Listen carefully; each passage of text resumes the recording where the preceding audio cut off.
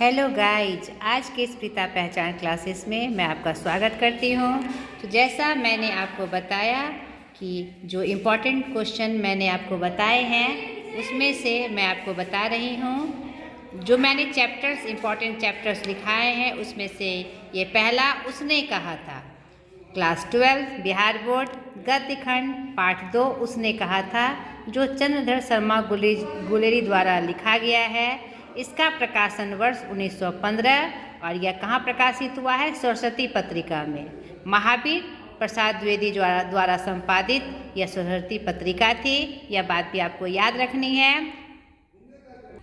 सर्वप्रथम आपकी किताब में दिया हुआ है, आपके पाठ्य पुस्तक में चंद्रधर शर्मा गुलेरी जी का परिचय। तो उसमें से जन्म, निधन और जन्म स्थान आपको देख लेना है, और उनकी जो प्रमुख रचनाएं हैं और उन्होंने जो संपादन किया उसका आपको ध्यान रख लेना है। और यह जो आपकी तैयारी होगी, फाइनल तैयारी होगी, इसको पढ़ते चले जाना है। ध्यान से पढ़ेंगे तो सारा कुछ आपके स्मरण में रहेगा। ये पढ़ने के बाद और यह जो कहानी है इसके बारे में पूरा वर्णन है, आप शॉर्टकट में इसको पढ़ लेना है।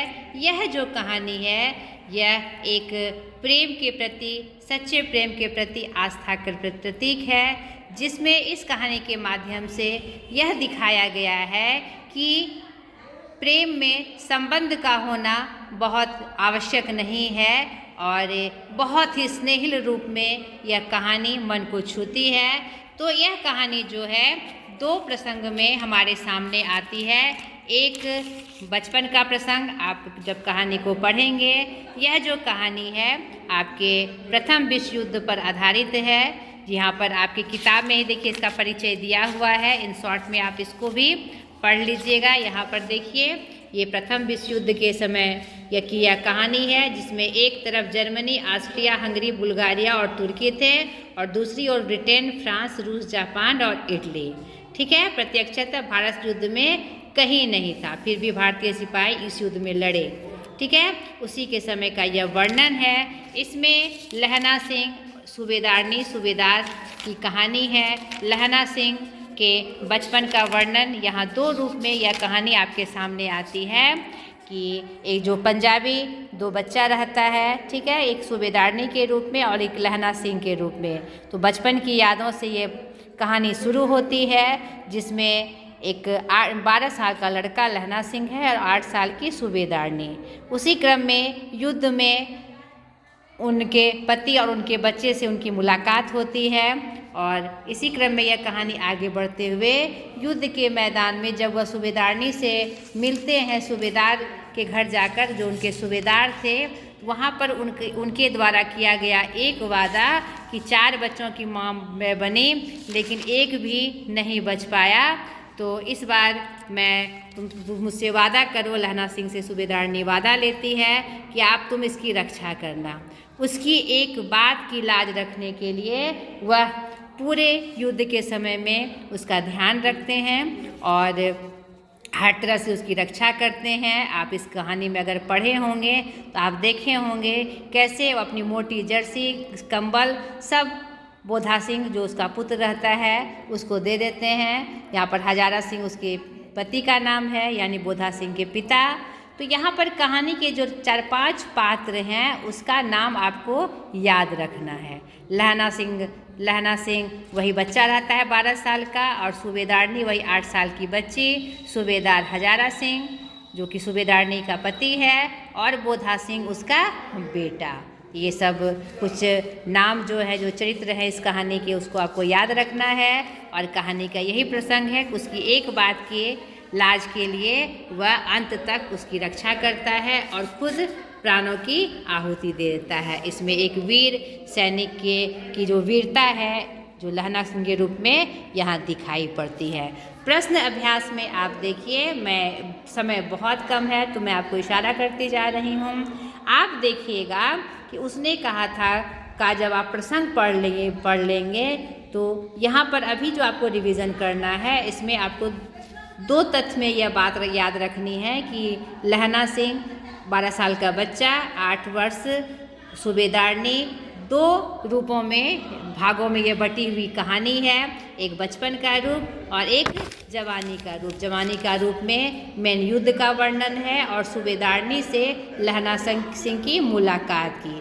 जब सूबेदार जी उसे लौटने के क्रम में अपने घर पर बुलाते हैं, तो उसी क्रम में सूबेदारनी की जो उनसे भेंट होती है, तो वो अपने बच्चे की रक्षा करने का उससे वादा लेती है और इसकी एक बात के लिए वह अंत तक उसके बेटे की रक्षा करती है। तो यहाँ पर ये प्रेम की मिसाल, बचपन में बीते हुए कुछ लम्हों को प्रेम में समेटकर लहना सिंह ने उसे रखा था और उसकी शादी कहीं और हो जाती है। तो ये सुंदर प्रेम का रूप इस कहानी में वर्णित है, जिसका बहुत ही मार्मिक प्रसंग है।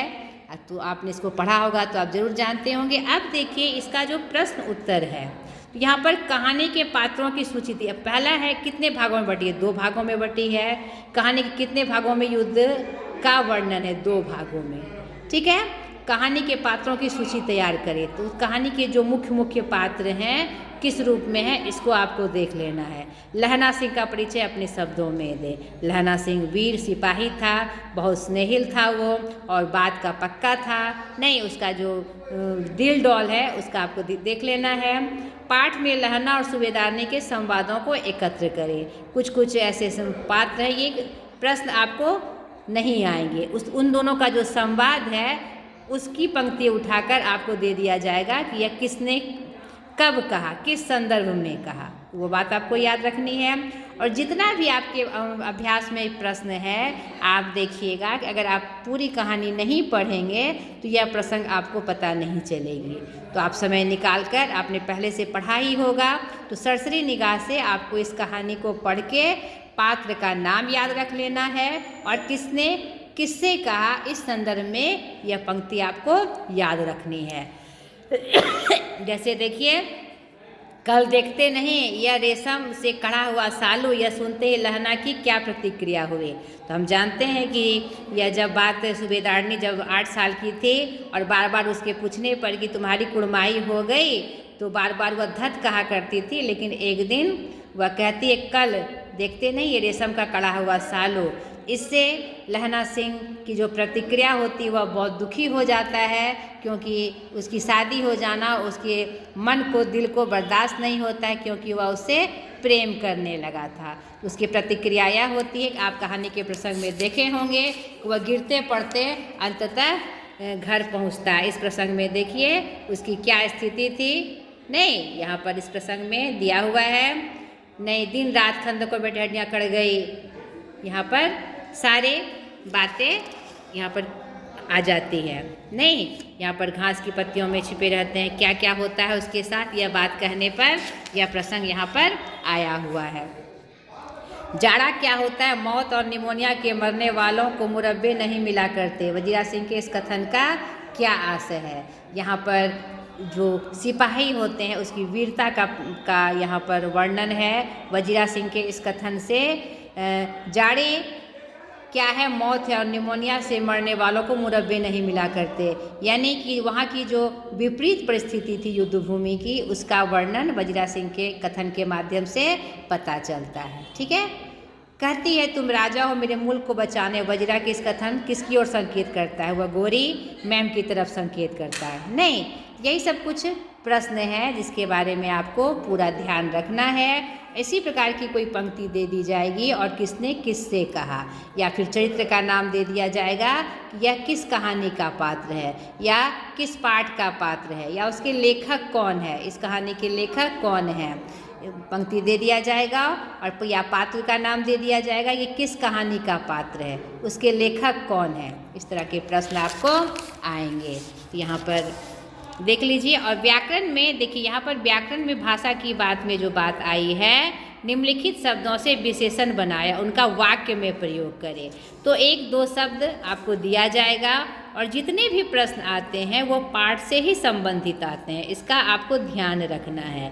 तो जितना भी ग्रामर पोर्शन, जितना भी इम्पॉर्टेंट चैप्टर्स मैंने आपको बताया है, उसका ग्रामर पोर्शन पूरी तरह से देख के जाइएगा। अब जैसे देखिए, निम्नलिखित शब्दों से विशेषण बनाए। जल, जलीय, जल क्या है, संज्ञा है, उसका विशेषण क्या होगा, जलीय। धर्म, धार्मिक, ठीक है, वह धार्मिक प्रवृत्ति का व्यक्ति है। जलीय क्या कहते हैं, मछली जलीय प्राणी है।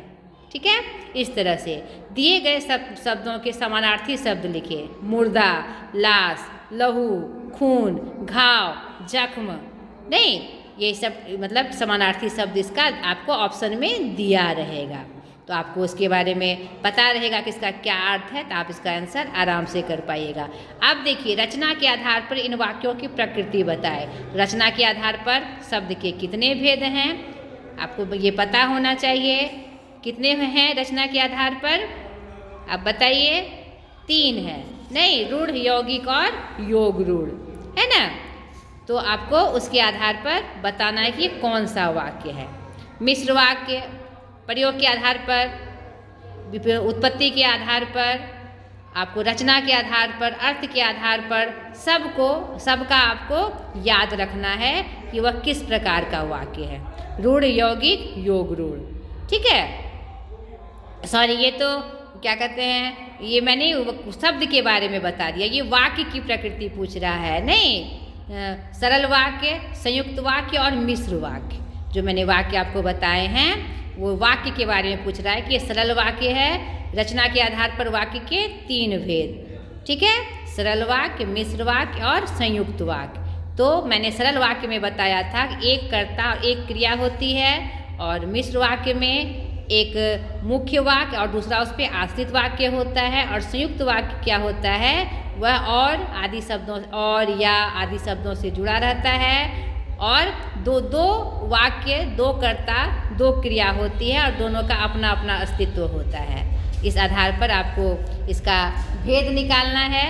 ठीक है, अब उत्पत्ति की दृष्टि से इन शब्दों की प्रकृति बताइए। उत्पत्ति की दृष्टि से शब्द के कितने भेद हैं? 5 भेद हैं। तत्सम, तद्भव, देशज, विदेशज और संकर। तो 5 के बारे में आपको पता होना चाहिए था कि तत्सम क्या होते हैं, जो डायरेक्ट संस्कृत से हिंदी में प्रयोग होते हैं। तत्सम क्या होते हैं, रूप बदल कर। नहीं, देशज क्या होते हैं, हम देश में जो विभिन्न भाषाओं में शब्दों का प्रयोग करते हैं। विदेशज क्या होता है, विदेशी से जो भाषा हमारे हिंदी में आया है, चाहे वह कोई भी भाषा हो, जर्मन, फ्रेंच, रूसी, उर्दू, फारसी, अरबी, कोई भी भाषा हो। और संकर शब्द क्या होते हैं, 2 भाषाओं से मिला हुआ, जैसे इंग्लिश, हिंदी। रेलगाड़ी, ठीक है, रेल हिंदी है, रेल इंग्लिश है, और गाड़ी हिंदी है, उसे संकर शब्द कहते हैं। इस तरह से आपको तैयारी करनी है। तो जितने भी मैंने इम्पोर्टेंट आपको चैप्टर्स लिखाए हैं, उसका पूरा पाठ का आपको आंसर देखते चले जाना है। ये आपका गद्य भाग का उसने कहा था का मैंने इशारा किया आपको।